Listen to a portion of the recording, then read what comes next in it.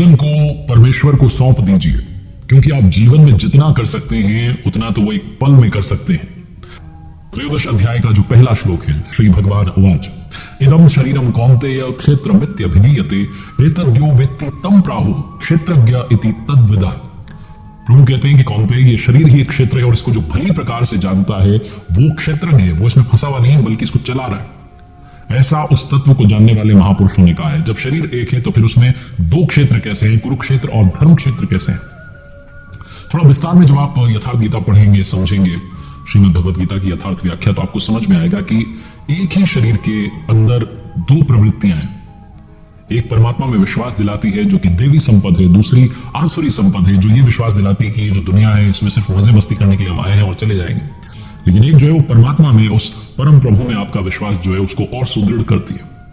जब आपके शरीर के अंदर, आपके विचारों में आसुरी संपद का बाहुल्य हो जाता है तो ये जो शरीर है कुरुक्षेत्र बन जाता है। और जब इसी शरीर में, इसी मन में दैवी संपद, अच्छे विचारों का जो है बाहुल्य होता है, इकट्ठे हो जाते हैं, तो फिर यही शरीर जो है धर्म क्षेत्र कहलाता है। ये जो उतार चढ़ाव है ये चलता रहता है, ऊपर नीचे होता रहता है। फिर जब दोनों में युद्ध होता है तो फिर दैवी संपद जो है बढ़ती जाती है, आसुरी संपद गायब होती जाती है। और आसुरी संपद जब खत्म हो जाती है तो फिर परमात्मा के दिग्दर्शन की वो जो अवस्था है वो आती है। और फिर क्योंकि आसुरी संपद खत्म हो गई है तो देवी संपद किससे युद्ध करे, इसलिए देवी संपद की भी आवश्यकता खत्म हो जाती है, वो भी परमात्मा में विलीन हो जाती है। जैसा कि 11वें अध्याय में अर्जुन ने देखा कि कौरव पक्ष के योद्धा तो प्रभु के श्रीमुख में विलीन हो ही रहे, पांडव पक्ष के योद्धा भी विलीन हो रहे, यानी कि आसुरी संपद के खत्म होने के बाद देवी संपद भी विलीन हो जाती है।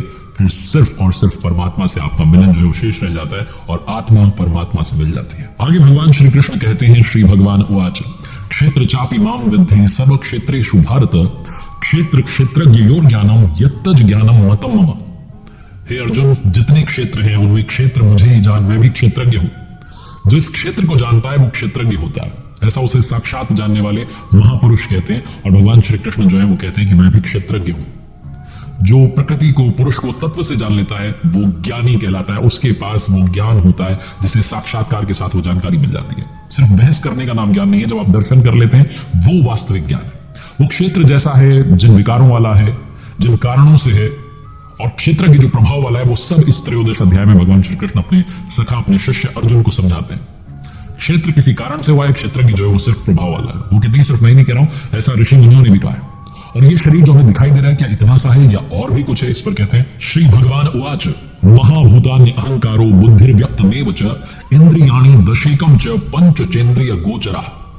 कहते हैं प्रभु की पंच महाभूत यानी कि क्षिति, जल, पावक, गगन और समीर, अहंकार, बुद्धि और चित्त, यहां चित्त का नाम नहीं लेकर के उन्होंने कहा परा प्रकृति। और परा प्रकृति जो है इसके साथ वो कहते हैं 10 इंद्रियां, आंख, कान, नाक, त्वचा, जिह्वा, वाक, हाथ, पैर, उपस्थ और गुदा, एक मन और 5 इंद्रियों के विषय रूप, रस, गंध, शब्द और स्पर्श, ये सब भी शरीर है। और आगे कहते हैं इच्छा, द्वेष, सुखम, दुखम, संघातश्चेतना, धृति एतत् क्षेत्रम समासेन सविकार मुदाहृतम। भगवान कहते हैं कि इच्छा, द्वेष, सुख, दुख और इन सब का जो ग्रुप है, इन सब का समूह है, वो देह का ये जो पिंड है, चेतना और धैर्य, ये सब जो एक क्षेत्र है, विकारों सहित इनको बहुत संक्षेप में उन्होंने बताया। वो ये कहना चाहते हैं कि ये जो हमारे बोए हुए भले और बुरे बीज हैं संस्कार वाले, इसमें उगते हैं। हम जैसा कर रहे हैं वो इसी क्षेत्र में उग रहे हैं। शरीर में किस चीज से शरीर बनाया तो बताते हैं 5 तत्व हैं, 10 इंद्रियां, एक मन है, ये सारे लक्षण जो है वो बताते हैं। इन सबको जब आप इकट्ठा कर लें तो फिर ये जो पिंड है वो शरीर है। जब तक ये विकार रहेंगे, जब तक मन में द्वेष रहेगा, ग्लानि रहेगी, तब तक ये पिंड जो है ये भी रहेगा। इसीलिए विकारों से बना है। जब तक ये सारे विकार हैं तब तक हम किसी न किसी रूप में इसी प्रकृति में घूमते रहेंगे। अब जो है प्रभु कहते हैं उस क्षेत्रज्ञ के बारे में जो कि इसमें लिप्त नहीं है बल्कि इससे निवृत्त हो चुका है। कहते हैं अमानित्व, मधुम्बित्व, महिंसा, क्षांति, राजवम, आचार्योपासनम, शौचम, स्थैर्य, मात्म, विनिग्रह। उसके लक्षण बताते हैं क्षेत्रज्ञ कि कैसा होता है। उसमें मान अपमान का भाव होता है, दंभाचरण नहीं होता, दम्भी नहीं होता, घमंडी नहीं होता। अहिंसा यानी कि ना तो अपनी आत्मा को कष्ट देना और ना ही दूसरे की आत्मा को कष्ट देना। अहिंसा से हम समझते हैं कि हम किसी को ठेस ना पहुंचाएं। अगर हम अपनी आत्मा को अधोगति में ले जा रहे हैं तो हम अपनी आत्मा का भी उद्धार नहीं कर रहे हैं, वहां भी हम अहिंसा कर रहे हैं। शुद्ध अहिंसा वो है कि आप अपनी आत्मा के उद्धार के लिए भी ध्यान करें, मनन करें, चिंतन करें और अपनी आत्मा को परमात्मा से मिलाने का जो पथ है, जो रास्ता है, जैसा कि श्रीमद् भगवद गीता में बताया गया, उस रास्ते पर चलना प्रारंभ करें। क्षेत्रज्ञ को और विस्तार में बताते हैं। प्रभु कहते हैं इंद्रियार्थेषु वैराग्य, मन, अहंकार एवं जन्म, मृत्यु, जरा, व्याधि, दुख, दोषानुदर्शनम। इस लोक में परलोक के और जो दुख देखे सुने भोगों में आसक्ति का अभाव, यानी कि जो यहां सुख भोग रहे हैं, दुख भोग रहे हैं, उसमें आसक्ति ना हो, अहम का अभाव, जन्म मृत्यु वृद्धावस्था रोग, ये सब जो इनमें दुख दोष का बारंबार चिंतन ना हो। असक्तिर्न विश्वंगः पुत्रदार गृहादिषु नित्यम च समचित्तत्व निष्ठा निष्ठोपपत्तिषु। प्रभु कहते हैं, इस श्लोक का अर्थ बताते हुए भगवान कहते हैं कि पुत्र, स्त्री, धन और गृह, इन सब में आसक्ति ना हो। प्रिय और अप्रिय की स्थिति में चित्त यानी कि जो मन है वो हमेशा सम रहे। और ये सब परिस्थितियां गृहस्थ जीवन से प्रारंभ होती हैं। आगे कहते हैं, वहीं चानन्य योगेन भक्तिर व्यभिचारिणी विविक्त देश सेवित्य मर्तिर जन संसदी। मुझ में यानी कि भगवान श्री कृष्ण कहते हैं, मुझ में अनन्य योग से सिर्फ मेरे अलावा किसी और का स्मरण ना करे, अव्यभिचारिणी भक्ति यानी कि मेरे अलावा किसी और की भक्ति ना करे, अनन्य श्रद्धा से, अन्य ना किसी और के बारे में ना सोचते हुए सिर्फ मेरा चिंतन करे, ये भी क्षेत्रज्ञ के लक्षण है। तो क्षेत्रज्ञ के स्वरूप के लक्षण में प्रभु यही बता रहे हैं कि अव्यभिचारिणी भक्ति हो, इष्ट के अतिरिक्त किसी और का चिंतन ना आए, जब आप ध्यान में बैठे, एकांत स्थान का सेवन करता हो, एकांत स्थान पर रहना पसंद करने लगा हो, मनुष्यों के समूह में रहने की आसक्ति ना हो, ज्यादा लगाव ना रहे। और आगे कहते हैं, अध्यात्म ज्ञान नित्यत्वम तत्व ज्ञानार्थ दर्शनम एतज ज्ञान मिति प्रोक्तम ज्ञानम यदतो अन्यथा। आत्मा के आधिपत्य वाले ज्ञान यानी कि परमात्मा में स्थिति मिल जाए, तत्व ज्ञान के साथ उनका साक्षात्कार हो जाए, ये सब ज्ञान है। इसके विपरीत जो कुछ कहा गया है वो सब का सब अज्ञान है। उसी बात को प्रभु यहां पर कहते हैं कि यही एकमात्र ज्ञान है, बाकी सब कुछ अज्ञान है। आगे भगवान श्री कृष्ण जो है वो कहते हैं, अविभक्तम च भूतेषु विभक्तमिव च स्थितम भूत भर्तृ च तज्ज्ञेयं ग्रसिष्णु प्रभ विष्णु च। वो जो परमात्मा है वो अविभाज्य है, उनको विभाजित नहीं कर सकते, लेकिन तब भी जितने संपूर्ण इस सृष्टि में ब्रह्मांड में भूत हैं उनमें अलग अलग के सदृश जो है तरह से वो प्रतीत होते हैं। वो जो जानने योग्य परमात्मा है वो समस्त भूतों को, जितने भी सृष्टि में जीव हैं, सबको उत्पन्न करने वाले हैं, उनका भरण पोषण करने वाले हैं और अंत में संहार करने वाले हैं। तो बाहर और अंदर दोनों जो भाव हैं उनकी ओर संकेत हुआ है। स्वामी जी यथार्थ गीता में कहते हैं कि जैसे बाहर जन्म होता है, अंदर जागृति होती है। बाहर पालन कर रहे हैं तो अंदर योगक्षेम जो आपका ध्यान है उसको आगे ले जा रहे हैं, उसको आगे बढ़ा रहे हैं। बाहर शरीरों का परिवर्तन, जैसा कि शरीरों के कल्प के बारे में कहा गया, प्रकृति भी कल्प कर रही है, शरीरों का परिवर्तन होता जाता है। और अंदर जब हम बात करते हैं चिंतन की, ध्यान की, तो वहां सब संस्कार जो है उनका विलय हो जाता है।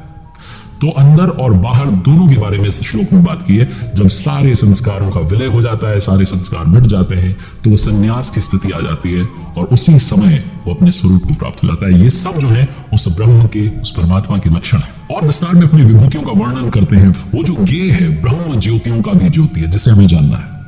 तम से अति परे कहा जाता है, अंधकार से बहुत दूर। वो पूर्ण ज्ञान स्वरूप है, पूर्ण ज्ञाता है, जानने योग्य है और ज्ञान से ही प्राप्त होने वाला है। जब साक्षात्कार होगा तो जो जानकारी मिलेगी वही वास्तविक ज्ञान है। उसी जानकारी से ब्रह्म का प्राप्त होना संभव है और वो सबके हृदय में स्थित है, उनका निवास स्थान हृदय है।